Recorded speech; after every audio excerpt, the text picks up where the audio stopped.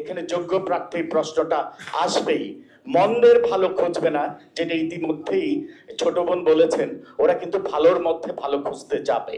এবং সেই জন্য প্রার্থী কারা হচ্ছে, আগের মতো যদি শুধু ব্যবসায়ী এবং সিন্ডিকেট করে যারা হাজার হাজার কোটি টাকার ব্যাংক লোন নিয়েও আবার নমিনেশন নিয়েছে, তারা যদি ঘুরে ফিরে আবার নির্বাচনে আসে, তাহলে আমরা বলবো রাজনীতিটা আগের মতোই রয়ে গেছে।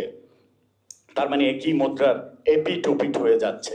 এই বিষয়গুলো বিশেষত আজকে যিনি প্রধান অতিথি, যিনি স্থায়ী কমিটির সদস্য, এই জিনিসগুলো আসলে বিশেষভাবে পর্যালোচনা করতে হবে।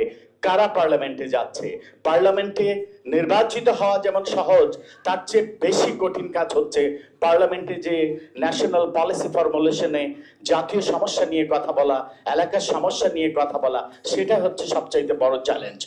দ্বিতীয়ত আরেকটা জিনিস আমি লক্ষ্য করেছি, বিগত এই ইন্টারিয়াম গভর্নমেন্ট সবচাইতে বড় ব্যর্থতা হচ্ছে অবৈধ অস্ত্র উদ্ধারে সবচাইতে ব্যর্থতার পরিচয় দিয়েছে, যেটা আমার কাছে মনে হয় সামনে নির্বাচনে এটা একটা বড় চ্যালেঞ্জ হবে। কারণ এই অবৈধ অস্ত্র যদি যেভাবে রয়ে গেছে, সেগুলো যদি থেকেই যায়, সত্যিকার অর্থে গুপ্ত হত্যা, যত নির্বাচন আসবে, নির্বাচন গণিয়ে আসবে, গুপ্ত হত্যা বেড়ে যাবে। সেই আশঙ্কা কিন্তু আমরা উড়িয়ে দিলে হবে না।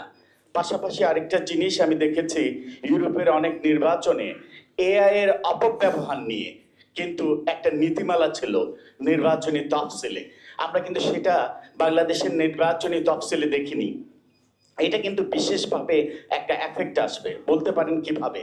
নির্বাচনের দুদিন আগে যদি কোনো প্রার্থীকে নিয়ে বিশেষভাবে এআই ব্যবহার করে কোনো অপব্যবহার হয়, এবং সেই প্রার্থীর, প্রতিদ্বন্দ্বী প্রার্থীর যদি এআই ব্যবহারের এক্সপার্টিস না থাকে, উনি এটাকে ডিফেন্ড করতে করতে কিন্তু নির্বাচন চলে আসবে।